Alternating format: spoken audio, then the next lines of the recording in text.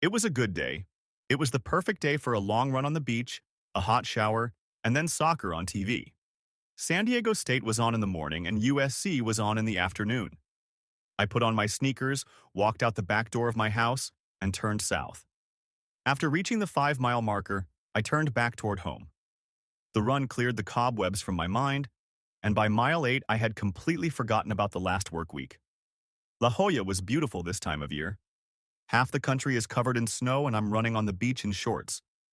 After a quick shower, I put on pants, a polo shirt, and a pair of topsiders and headed to Tequila Joe's.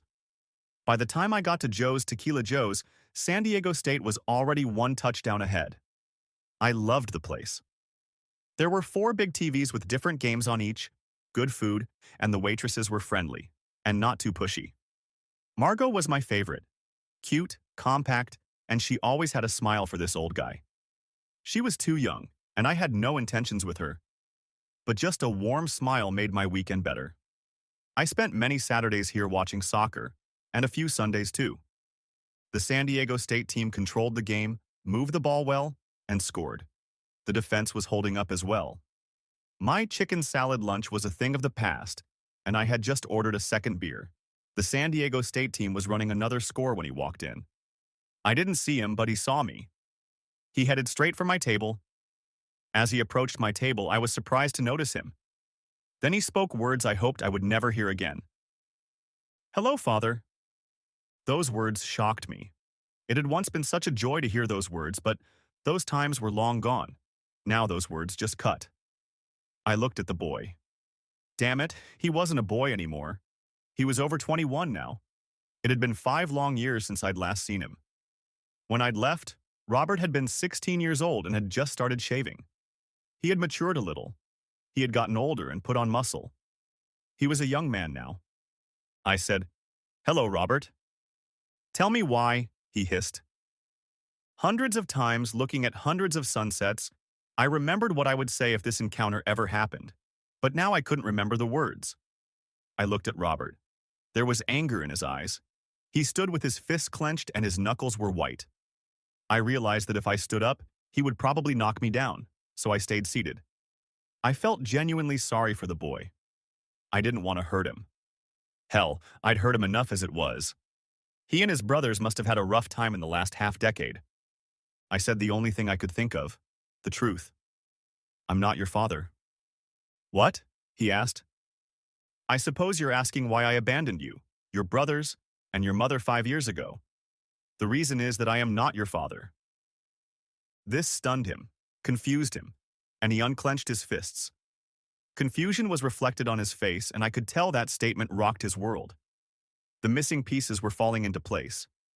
I stood up and guided him to a chair. Looking at him, I could see that his world was crumbling, just like mine had 5 years ago. I called Margot over and ordered a couple of beers. Once upon a time, I had fantasized about doing just that, sharing a beer with my son, but it wasn't what I'd envisioned. "How? What?" was all he could say. I looked him in the eye and started. "I'll start at the beginning. Your mom and I met on the first day of school. It was second period science class. She had just moved to Denver from Oklahoma and was new to the school. She was the last one to enter the lab, and the only seat available was next to me. No one wanted to sit next to me because I had a reputation for being one of the smart kids. The kids never socialized with the smart kids and didn't want to sit next to them. Sandy, as a new girl, ended up sitting next to me. I couldn't have been happier. She was the most beautiful girl I had ever seen. She was tall and blonde. Those were 2 of my favorite features. She was slender. She looked at me and smiled, which melted my heart. From that moment on, I was hooked on her. Science class was hard and Mr. Rothenberg was a strict honor student. Sandy was smart, but math and science were not her best subjects. Since we were lab partners, I tutored with her and had to help her in this class. Twice a week we studied at the library. For some unknown reason, she took a liking to me. We got along great and quickly became inseparable. She got a solid B on her exam. We became best friends that year. In sophomore year, we had 3 classes together. I helped her with math and she helped me with my essay. The rest of high school, we were a couple. We went to all the soccer games, dances, and parties together. My senior year of high school, we had a crisis. I was accepted to MIT in Boston. We didn't want to be separated, so we worked hard and got her accepted to Boston College. We graduated and spent a wonderful summer together. In the fall, we packed up and moved to Boston together. We rented a small apartment near her school, and I commuted to classes in Cambridge. I received a scholarship for my tuition, and for Sandy, we took out a school loan. Our parents helped us with rent and food. We were young, in love, and happy. My school was hard. I had to study every night and many weekends. A lot was demanded of me, and I wanted to be top of my class. Sandy didn't have that kind of workload or commitment. She wanted to get her degree, be with me, and have fun. We were in love. This is where your mother's social position developed. Sandy developed a close group of friends, both female and male. I didn't pay much attention to that at the time. She liked having friends around and being the center of their attention. She was always very friendly with everyone. So, we spent every summer at home and then went east in the fall. 4 years flew by. I earned a degree in aeronautical engineering and Sandy earned a bachelor's degree in history. We came home to Denver and my parents threw us a great homecoming party. All of our friends were there. It was there that I got down on my knees and proposed to your mom. Everyone already knew we were getting married, but it was an official event. She cried and quickly said yes. After the party, we partied all night. I avoided the details. No boy wants to hear the frank details of his mother's life. Before graduation, I sent out several job applications and talked to several companies at job fairs. Now that I had my degree, I decided to get a real job. I interviewed at a few places and they said they wanted me. But to do that, we would have to move. Sandy and I wanted to stay in Denver. She wanted to stay close to friends and family. I got an offer from Telluride Technologies in their airplane design department and accepted. I started at the bottom, but quickly settled in and was promoted to team leader. They had a contract with Boeing, and we did some of their design work. We worked on cutting-edge stuff, and my MIT education helped a lot. Sandy worked for an insurance company doing medical billing. It wasn't a difficult job for her, but she didn't mind. She was planning a wedding and was very busy. She was busy with her friends and coworkers. The months flew by, and the next thing you know, we were standing at the altar. We were married in a beautiful ceremony in the backyard of your grandmother's house. All of our families, your grandparents, and all of our coworkers were there. It was a wonderful day.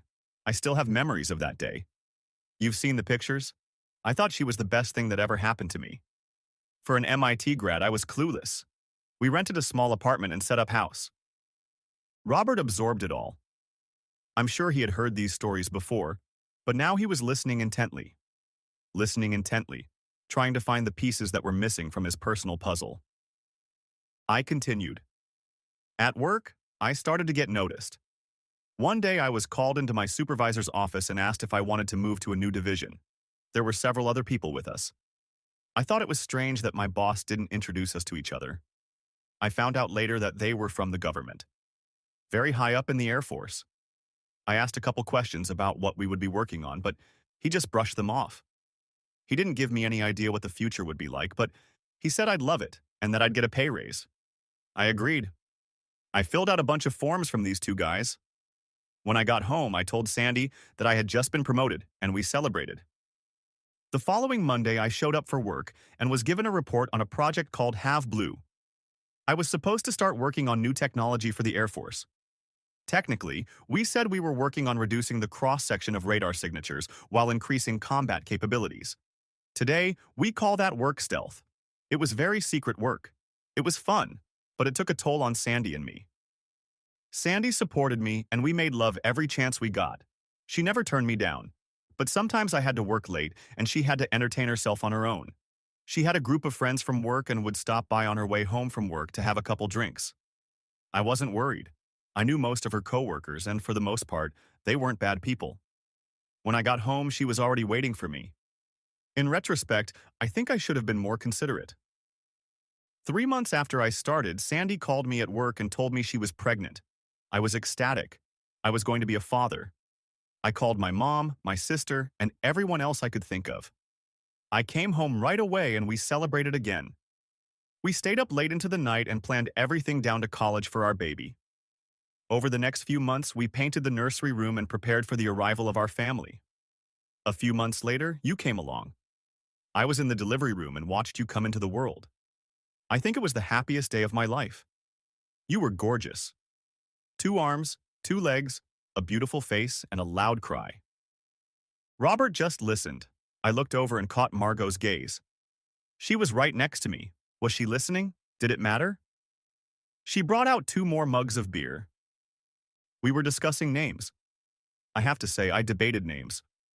I wanted to name you after my father, Edward, or my grandfather, Peter. But Sandy wouldn't listen to anything. She named you Robert, and that was the end of it. I was just happy to have a son, and I didn't really care. So I named you Robert. With a new mouth to feed, I felt I had to work even harder. I wanted to provide for you and our family. I still made time for Sandy, but she was always tired. I helped change diapers and fed her after midnight, but things were stressful. Sandy stayed home for a couple more months, but I felt it was tiring her out. She needed adult company, and I advised her to go back to work. My mom could babysit. Sandy was much happier after that. Sandy worked hard to get back into shape. After you were born, she walked almost every day and did aerobics. After 6 weeks, she looked great. Soon we got into a routine: work, feeding, and sleeping. Sandy was even able to go out with her coworkers a few evenings while I stayed home. Not 6 months later, Sandy informed me that she was pregnant again. We quickly decided that our little apartment was too cramped and started looking for a house. We saved up money for a down payment and soon found an apartment in the suburbs. It was a beautiful house with a big yard. We moved in, and a month later we were back in the maternity ward. Your brother arrived screaming and kicking. I wanted to name him Edward or Peter again, but your mom named him Randy. I relented, and Randy came into our family. I thought we were happy. I didn't have the slightest idea that anything was wrong. With 2 boys in diapers, I thought stress was normal. After Randy was born, we decided Sandy couldn't go back to work. She kept in touch with all her work friends and occasionally got out to see her girlfriends. A year later, Sandy got pregnant again. 9 months later, Tim came along. Another year later, Michael came along. You were 4 years old when Michael was born. After Michael, we decided 4 boys were enough and Sandy had her tubes tied. But I was happy. We quickly discovered that our house was too small. We shopped around and found a house in Aurora. It was a great house with a yard big enough for all you kids and your toys. I began to notice something special about Sandy. For one thing, she never once called you our boys. She always said her boys. I attributed it to maternal pride, but it still bothered me. Another thing she did was discount my work and me. Whenever we went to one of her social events, she would say that I painted airplanes for a living. I didn't correct her because I didn't want to embarrass her in front of her friends, and also because my work was secret and I couldn't discuss it anyway. But it still hurt. My job was very stressful. I was now leading the development team for a new stealth fighter. There was discontent in the Middle East, and the Air Force was putting a lot of pressure. I and my team were getting results. My bosses were pleased and showed it by putting more work on my plate. But even with all that work, I still made it to all the minor league games. I coached a couple of your teams and cheered every hit. That in itself was a challenge. With the 4 of you, I had a hard time with that. When Michael started school, Sandy had a lot of free time. My job was paying a good salary, so she didn't need to work. So she did something else. She became a volunteer. She worked with the Breast Cancer Society and the Library Foundation. She found a way to fill almost every spare minute. She worked hard and was very successful, and she made a whole new group of friends. All in all, life was good. My stealth fighter flew and wowed the world during the Gulf War. You grew up and we played sports. Sandy was involved in the community and seemed happy. Our life together was quite satisfactory. However, I began to feel that she resented my relationship with you boys. I realize now that sometimes she tried to drive a wedge between us. I can see that she was trying to complicate our lives. Sandy signed you up for baseball and Randy signed you up for soccer. She enrolled Tim in volleyball and Michael in music school. I never understood why each of you had to have your own sport. And Michael was in music. He was good. I don't have a single musical bone in my body, and I didn't think Sandy did either. But Michael was a really gifted musician. I don't know where he got that from. I used to joke with Sandy that the mailman must be a great musician, and she just smiled. And then it all came crashing down. I had just turned 40 and the Air Force asked me to get a physical. I hadn't seen a doctor in years. I was healthy as a horse. The physical was very comprehensive. I had a treadmill test, blood work, and even a finger test. Everything was going well until the doctor checked my testicles. He found something. He wasn't sure what it was and didn't tell me anything. He called a specialist. They set up an appointment for me the next day. When the medical community works so fast and gets you an appointment with a specialist the next day, you start to worry. I didn't say anything at home and had a very restless night. The next day, the specialist ran a bunch of tests, scans, more blood tests. By the end of the exam, he seemed a little more relaxed. He told me to get dressed and then discuss the test results with me. We sat in his office and he explained that they thought I had a tumor, but it turned out to be some scar tissue. He asked if I had any serious injuries, and all I could remember was a motorcycle accident I had gotten into when I was 14. I was riding my motorcycle on a dirt road when I fell and the bike went up. I spent a couple days in the hospital but recovered quickly. And then it shattered my world. He said, "It made you infertile." "I'm not infertile. I have 4 sons." "Well, I don't know anything about that, but the tests show that you are infertile." I got angry and ran out of there. The next day, I got a second opinion. He said the same thing.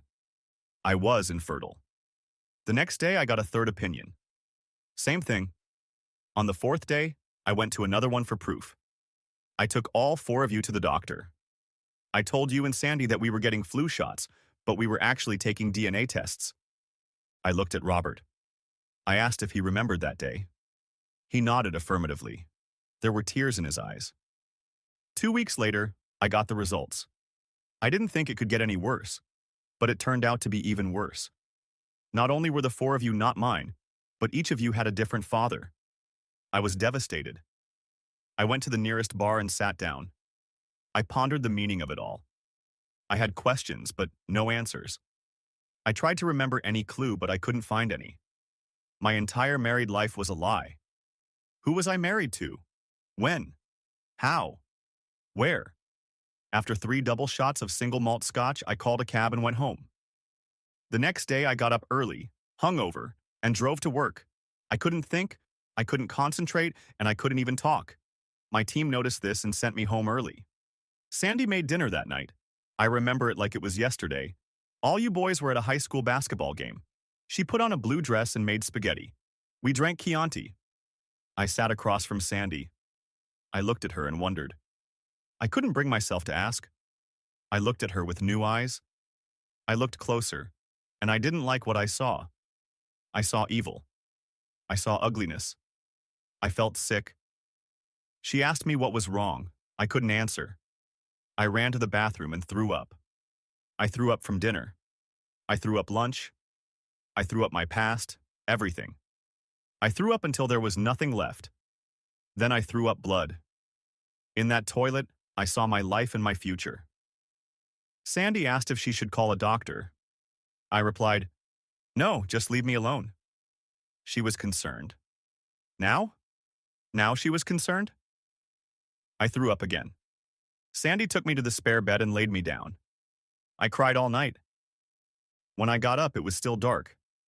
I didn't know what I was going to do. I just knew I couldn't go on like this. I went to Denny's, drank some juice and ate a couple eggs. I managed to hold it together. I went to the park and watched the sunrise. It was a beautiful sunrise. The sky is red in the morning, sailor's warning. I went to the office and resigned. They tried to talk me out of it. They asked me what was the matter. I didn't say anything. I just resigned. I went to the bank and withdrew half of my 401k, almost $80,000. I went home. No one was there. I looked for everything I needed, but I didn't see anything. There was nothing here for me. I wrote a note and left it on the table. All it said was, "I know." I got in my truck and drove away, leaving my house, your house, for the last time. I pulled onto the freeway and wondered where I was going. I looked up into the clear blue sky and saw a hawk. It was flying east and I turned east. I don't remember thinking about you boys, or even Sandy. All I wanted to do was run away from the pain. I remember very little about those first few days. I didn't stop until I hit the Atlantic Ocean somewhere in Maine. I don't remember much about the trip east. I think I threw all my credit cards in the river and paid for everything in cash. My first memory of that trip was when I got to the ocean. I looked at Robert and continued. When I got to the ocean, I just sat and looked out over its expanse. To this day, all I have in my memory is the memory of looking out at the ocean and wondering how far I could swim before I gave up. How soon the waves would pick me up and erase the pain. I thought about jumping into the water and swimming until I drowned. More than once, I stripped off my clothes, folded them neatly on the shore, and walked into the waves, only to realize later that I couldn't do it. The darkness consumed me, but in the end, I didn't even have the strength to kill myself. I continued on my way, sleeping in a truck and only getting a hotel room when I needed a shower. I stayed near the coast and fought with myself every day, thinking about the last swim. How easy, painless, and final it would be. Unfortunately, I had a friend who committed suicide, and I remembered the pain and questions he left behind. And even with all my hardships, I couldn't do that to you and your brothers. I was a bum and a homeless vagrant. I turned south and traveled up the East Coast. I wanted to save my money, so I got a job. I worked as a dishwasher in a restaurant in Annapolis. I stayed there for a while, and then I moved on. A couple weeks here, a month there. I worked as a cook, a waiter, and even drove a streetcar at Disney World for a couple months. I was working at a machine shop in Atlanta when the FBI found me. Apparently, the feds don't like it when people with top-secret clearances disappear. I was working at a place called Al's Brakes. Al was a big guy, very typical of a mechanic. He was always wearing a greasy shirt with Al written on the pocket, and he always had an unlit cigar in the corner of his mouth. After working there for about 2 weeks, I got to work one morning and Al met me at the door. He said a couple guys wanted to talk to me and escorted me into his office. There were 2 agents waiting for me there. When I saw them, the fear and pain came back. I thought they were going to take me back.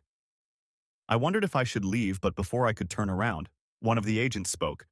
"We've been looking for you for a long time and we hate to do it again. Please have a seat." I realized they had guns and sat down. They never gave me their names. Then, in typical government fashion, they began to interrogate me.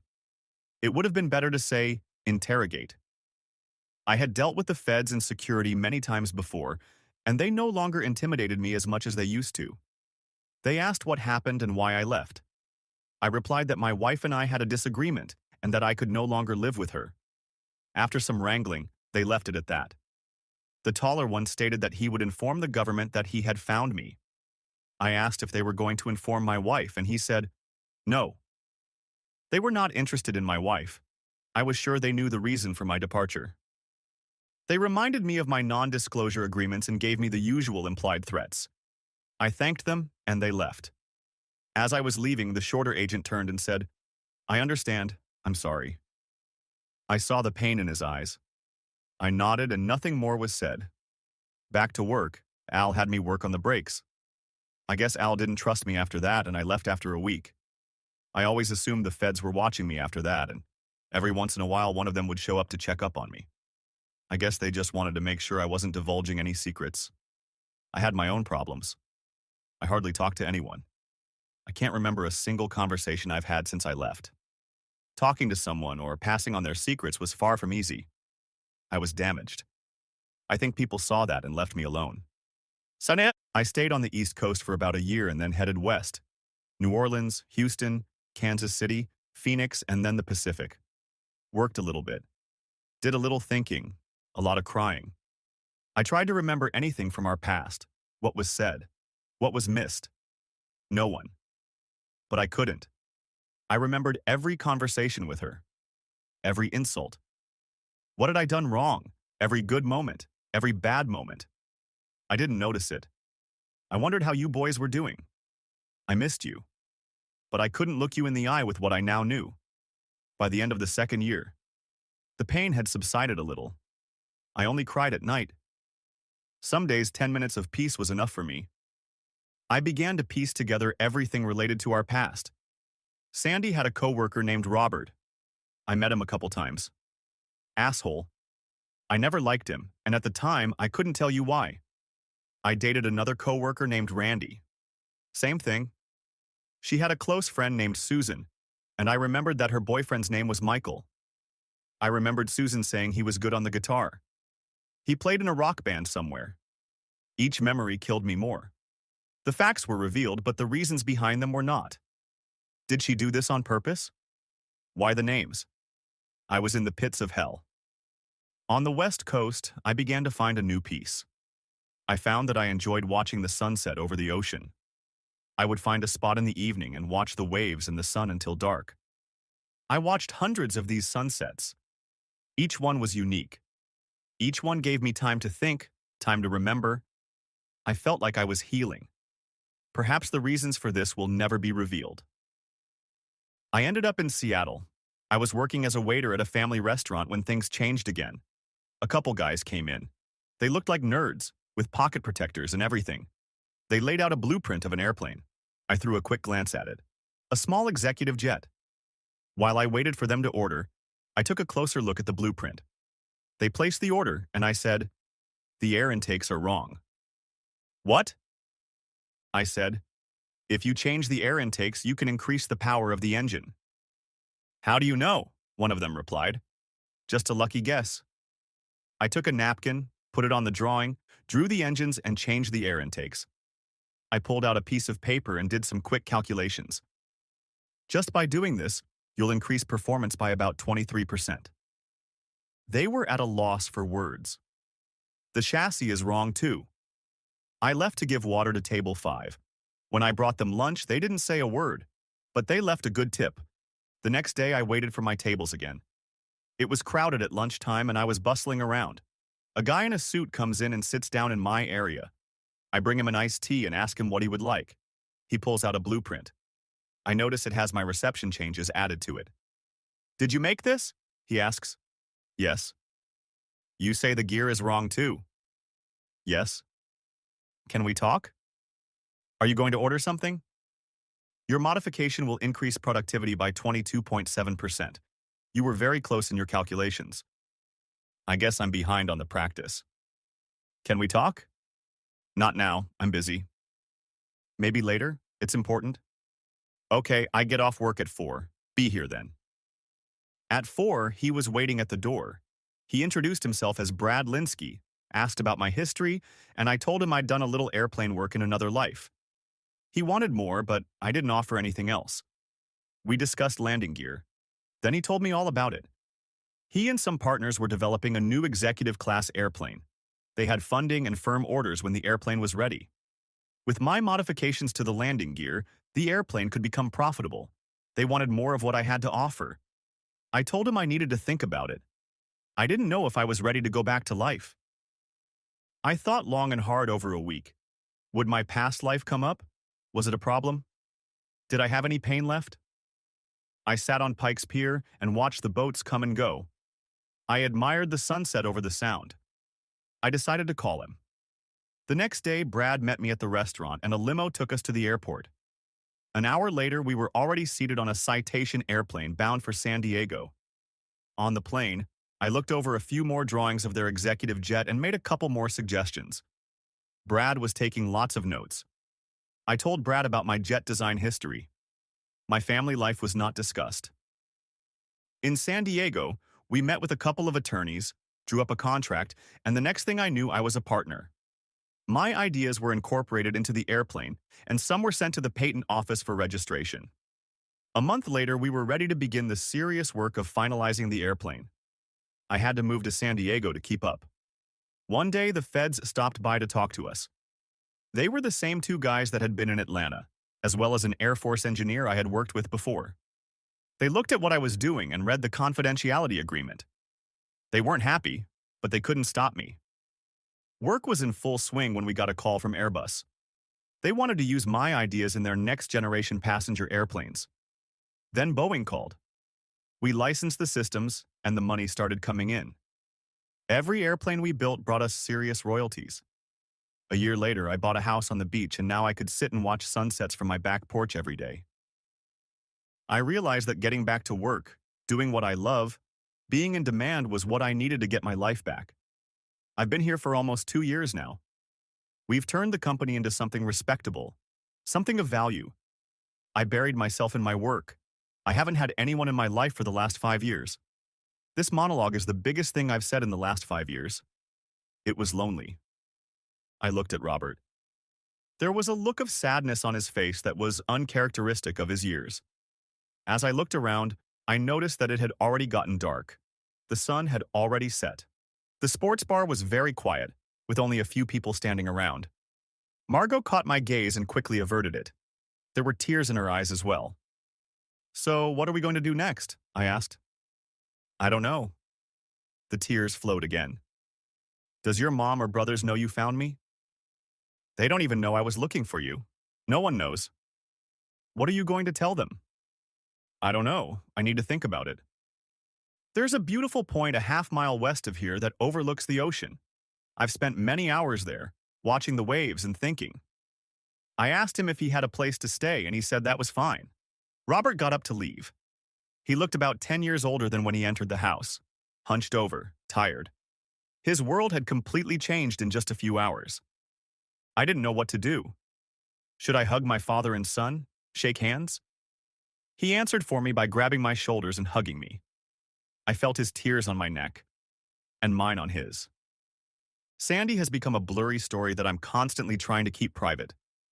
But the boys are a different story. I know I wasn't their father, but I failed them anyway. They were and still are the real victims of this tragedy. Many nights I cried for them. I was too weak to stay and help them. I hoped they would forgive me. I don't think they ever will. "Can we talk tomorrow?" he asked. "I'll be here," replied I. And with that, he left. I sat back down in a daze. I now had my past life in front of me, and I didn't know what to do. Margot came over and sat down at the table. She brought out a couple bottles of beer and set them in front of us. She took a big sip. We sat in silence for a long time. I saw him come in, and he had trouble written all over his face. She began. "I thought we were going to have to break something up. I stayed close in case he started something. I didn't want to eavesdrop. I heard everything." She leaned over and put her arms around me and cried. "I'm sorry," she whispered. What am I going to do now? Part 2. Robert's story. "You're not my son," it echoed in my ears. I remembered every syllable, every intonation down to the smallest detail. I think I heard the rest of the story too, but that first sentence was more memorable than all the ones that followed. My whole world, my whole existence was called into question. I was not conceived in love, as I had known all my life, but in something else. But what? Tears burned my face. Staggering out of the restaurant, I walked out of the restaurant and headed back to the shelter of my hotel room. I had gotten a room at a small hotel in Pacific Beach. I tried to make sense of the day's events and couldn't. I wanted my family back, but I knew that was impossible. However, I also knew I had to move forward. I had been the father of our family for the past 5 years, and I had grown up a lot. I couldn't let my brothers down now. As I lay down that night, past conversations and events were burning my soul. My whole life flashed before my eyes. Every little league you game, every family dinner, every time he sat with me doing math homework, every time he held my head as I vomited into the toilet from the flu flashed through my mind. I couldn't recall a single bad memory of this man. Pain and sadness consumed me until Morpheus took over. Dawn shook me out of my sleep. The cold fall air of the Pacific Ocean chilled me to the core. The night gave me no guidance for the future. I grabbed my shorts, t-shirt, and boots and headed to his house. I was only a couple miles away from him, but the journey seemed longer. I showed up on his doorstep around 8 o'clock. I rang the doorbell. But no sooner had the sound died down than the door opened and he appeared on the doorstep. He invited me in. I declined. "I listened to what you said yesterday. I hope you realize that I have a lot of questions to answer and a lot of problems to solve." He looked at me with sadness in his eyes. I continued, "I'm going home today. I need to decide what to do." "What will you tell your brothers? And to your mom?" "I don't know," I answered with all sincerity. I didn't know what I would tell my brothers. Mom was a whole other story. I looked at him. This was the man who had raised me. I don't care. This man was my father. There was silence between us for a few moments. I broke it and said, "I don't know who my biological father is. Whoever he is, He's not my father. You are. You always have been, and you always will be. There was silence again, and then the tears flowed. Daddy, I said, and threw myself into his arms. We both clung tightly to each other. Can we go back into your life? I'm not sure how my brothers would feel about that. I hesitated. Yeah, I know. We all want you back. Dad said, I want back into your lives more than anything. I want to redeem myself, but I don't know how. I can't look into your mother's eyes. My pain is too deep. I'm unsure of every memory, every time we spent together, and my entire life. I can't face it. He led me into the kitchen and poured 2 cups of coffee. We sat at the kitchen table and watched the birds on the patio. The waves were lapping at the beach beyond the patio. I started, Dad, you've given me a lot to process. Mom hurt you. She hurt all of us, but she's still my mom. Since you've been gone, things have changed. I don't know how to make sense of it all. A couple tears rolled down his cheeks. I don't know how she could do that to you, to us. I understand everything you said yesterday, but you're my father. You're the father of my brothers and me, no matter what the tests say. You've been everything in our lives, and we have to deal with that. I don't know how this is going to end, but I know you have been and will continue to be a part of our lives. I saw the burden of the ages lifted off my father. He seemed to grow a full foot taller. He stood as big as I remembered him. He hugged me in a way that ripped the air out of my lungs. I cried and he hugged me, and I could feel his sobs as he squeezed me. Thank you, he whispered. Please forgive me. I will do everything in my power to make it up to you and your brothers. With all the strength I could remember, he held on. He pulled me against him and said, I will give everything I have to you and your brothers to make it up to you. Me too, said I. I hugged him one last time and headed to the car. The trip from Colorado to San Diego took just under 16 hours. I traveled that distance in one full day. For the trip home, I was going to split the trip into 2 days. For the night, I would stop somewhere in the vicinity of St. George, Utah. Although I did a lot of thinking on the way west, I felt that the trip home would take more of my attention. As I began the drive home, I remembered the past. I remembered how, as a young boy, I never knew what my father did for a living. He would leave in the morning and come home in the evening. Whatever my dad did, he made pretty good money. Every time we moved, we bought a new house in a decent neighborhood. As far as I knew, we weren't rich, but we didn't have to worry about money for clothes or groceries, and the bills were always paid. As a teenager, I didn't know much about money, but the lack of it was never a reason we couldn't do something. I had a small allowance for Coke, video games, and other little things that kept me happy most of the time. I even got a bonus if I needed to watch my brothers. As I got older, I overheard something about airplanes a couple of times.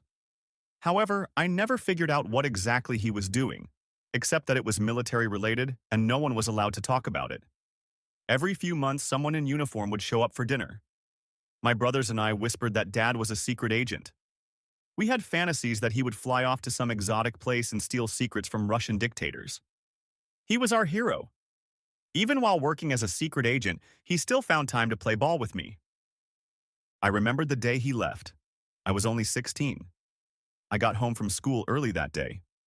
I usually dropped my school bag at the foot of the stairs and ran to the refrigerator. My mom always yelled that I was drinking milk straight from the bag, but when no one was home, it was fine. I remember a note on the kitchen table. It said, I know. What the hell does that mean? I thought. I left it there.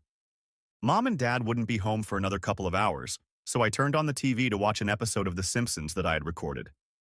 About a half hour later, I went upstairs to do my homework. Randy and Michael came home and went to play in the backyard. They didn't have as much homework as I did. Tim used to stop by his friend's house after school. He would barge into the house like a tornado around dinner time. I was sitting in my room when I heard a scream. It sounded like an animal being slaughtered. I ran downstairs and found my mom on the floor clutching a note to her chest. She was sobbing uncontrollably. I asked what was wrong, but she was crying so hard she couldn't get a word out. She seemed to be in a lot of pain. I don't think Randy and Michael heard her. They must have been deep in the backyard. I lifted Mom to her feet and carried her upstairs to her bedroom. I didn't know what to do, so I just held her while she cried. She was hugging me. I don't remember any intelligible words. After a time that seemed like an eternity, she calmed down enough to let go of me. I put her back on the bed, and all she did was whimper. She grabbed Daddy's pillow and curled up around it. I didn't know what to do, so I left the room and closed the door behind me. I went downstairs and met Randy and Michael in the kitchen. "Where's Mom?" asked Randy.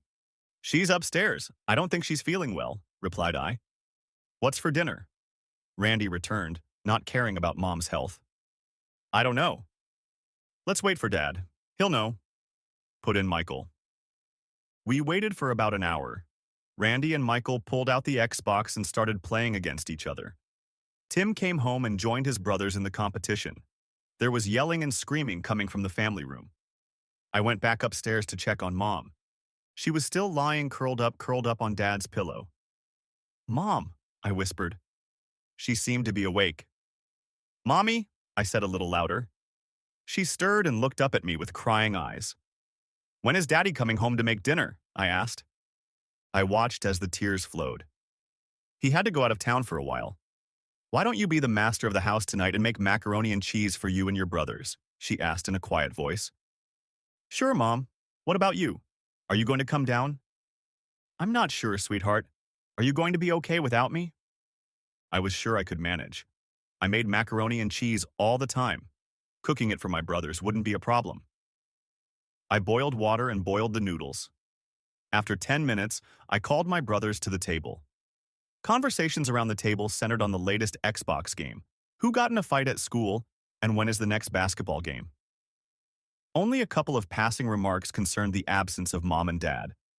It was Randy's turn to do the dishes, and when everything was done, I quietly snuck upstairs to check on Mom. Only a small table lamp was burning, and the room was half dark. She was turned away from the door, still hugging her pillow. I don't know if she woke up or heard me. The next day, we all got up, got dressed, ate our porridge, and headed off to school. Mom wasn't around, but that wasn't unusual. When I got home, it was the same as most other days. Bag of textbooks by the stairs, refrigerator, glass of milk, then 30 minutes of TV. My brothers would come home at the usual time, and the yelling and screaming would begin. However, something was wrong. I went upstairs, peeked into my parents' room, and saw my mom on the bed. It didn't look like she had moved an inch since I had seen her last night. I crept up. "Mom, are you okay?" I said. Without moving, she replied, "Honey, can you order pizza for you and your brothers? I have some money in my purse." I walked around the bed and went to her purse. When I pulled out her purse, I looked at my mom. She looked awful. My mom was usually a very beautiful woman. Some of my friends even joked that she was beautiful, but now she looked really bad. Her eyes were sunken and red. Her hair was tangled. She was wearing the same clothes as last night. I began to get very worried. I decided I'd better call my dad. Even when he was out of town, he always called us, but most of the time it was closer to bedtime. Going downstairs, I called Dad's cell phone. He didn't answer. I left a message and waited for him to call back. He didn't call back. I started to get really worried. What's wrong? I almost immediately thought the worst. Did something bad happen to Daddy? Is that why Mom was crying? I didn't say anything to my brothers about Mom or that Dad was missing. Dad never called me back that night. When I went to bed, I had tears in my eyes too. After a restless sleep, I woke up and headed to my mom's room. When I opened the door, I saw that she was still lying in bed and whispered, "I'm fine, sweetie. Go get yourself and your brothers ready for school. We'll all have a little talk tonight." All day long, I had been dreading what this conversation would be about. I didn't seem to hear any of the teacher's lessons. All day long, I was withdrawn. At the last bell, I ran straight home. When I got home, Aunt Shannon was already there. She was cleaning downstairs and washing dishes left in the sink. We called her Aunt Shannon, but she wasn't a relative. She was a close friend of Mom's, and I think they worked together. This was another bad sign. I immediately went upstairs to my room. The door to Mom's room was closed. I sat down on my bed and started fighting back tears. Every now and then, a single tear trickled down my cheek. I heard my brothers come in, and a little while later, Xbox came in as well. I wondered if they were experiencing a sense of impending doom. How could they not know that something bad was about to happen? I could hear Aunt Shannon rattling pots and pans in the kitchen. She called Tim to set the table, and 5 minutes later she called everyone to dinner. We were all already seated at the table when Mom came downstairs. You could see that she had made some effort but still looked like death. She didn't say anything and sat down in her usual seat. Aunt Shannon started serving the food. There was no daddy and no place set for him. Suddenly, as if we all knew something bad was happening, the talking stopped. The snide remarks from one brother to another stopped halfway through. Nothing was said about who he liked. No teasing of his brother's silly friends. No talk of an ugly haircut. Nothing. All those loving comments that bring a family together were now a thing of the past. Somehow, through mental telepathy, we all knew that nothing would ever be the same again. I watched my mom with the corner of my eye. She would take food on her plate, but I never saw her eat anything. Often she wiped her tears with a napkin. It didn't look like she was going to sit through the rest of dinner. Halfway through the meal, Mom started, "Boys!" All of our attention was on her. I saw Shannon reach out to take her hand, as if to give her strength to continue. "I have done something terrible. Your father is very hurt and angry with me. He has forsaken me. I don't know how long he will be angry or when he will return. I do know that your father loves you and wishes you no harm." She looked around the table, taking in the faces of each of us. When she caught my gaze, I saw her tears and felt my own flowing. I was afraid to look at my brothers, but sobs came to me from the end of the table. She continued, "From today, things will be different, but we will remain a family even in his absence. We will respect his decisions and never say a bad word about him. The blame lies solely on me." I saw Shannon squeeze Mom's hand. "Rep, you all have no reason to believe that you did anything to push your father into this decision. You've all been good sons, and he's proud of you." With those words, Mom got up from the table and went upstairs. No one else said another word. The food remained on the plates, and after a couple minutes, my brothers separately ran out from the table to grieve. I sat stunned. Shannon got up and started clearing away the plates. Out of habit, I got up to help. Shannon began to wash the dishes, and I took a seat next to her to wipe up. In a quiet voice, she said, "Robert, you are the oldest. A lot is going to fall on your shoulders. You must do what you can to help your brothers through it. Your brothers need you." She turned to face me. "Robert, can you do that?" I nodded slowly. "Robert, your mother will need you too. She will carry this burden and guilt for a long time to come. You must not let that guilt overwhelm her. You will have to support her at times. Hug her when she cries and remind her of your brother's love. You will have to give her your love too. Can you do that?" I nodded and wondered who would help me. The tears came again. I apologized and went upstairs to be alone. That dinner began the slow destruction of our family. Before that, I think Mom had been volunteering at the Cancer Society. The following week, Mom announced that she had found gainful employment. She sadly said, "I won't be earning much at first, so we may have to watch our expenses." From that point on, money became another concern in our family. Within 6 months, almost all of our extra money was cut. No more Xbox games, no more dinners at nice restaurants, and no more extra money for Doritos after school. My brothers felt it and complained more than I did. I took the first step to take my share. I quit sports after high school and got a part-time job. I convinced my mom to let me get my school work permit and got a job at Denny's. I cleaned tables, filled glasses with water, and transferred coffee into cups. I worked about 20 hours a week. I worked for minimum wage, but I got a cut of the waitress's tips. I split that money with my brothers and gave them each about $30 a week. This softened the blow a bit for my brothers. However, money was not the only problem. Soon, guilt began to eat away at our family, and each of my brothers manifested it in their own way.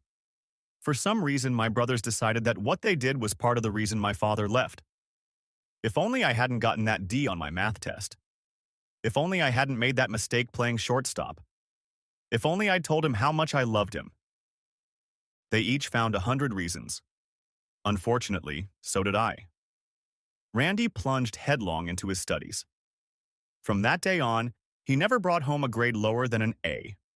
He once confided in me that if his father ever came home, he wanted him to be proud of him. Tim did the same thing with sports. He would get to the practice field before everyone else, practice harder, and be the last to leave. He was rewarded with starting spots on the soccer, basketball, and baseball teams. By his freshman year, he was the best player in the conference in 2 sports and was on his way to being named America's best player. However, that dedication took its toll.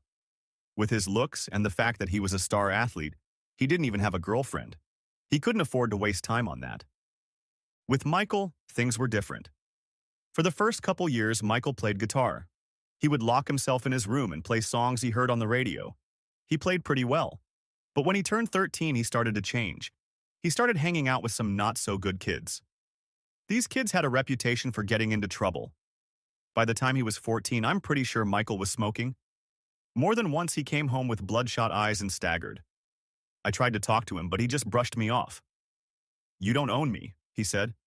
"You're not my father." He yelled with anger in his eyes. I didn't know what to do. I was racked with guilt. I worked 40 hours a week.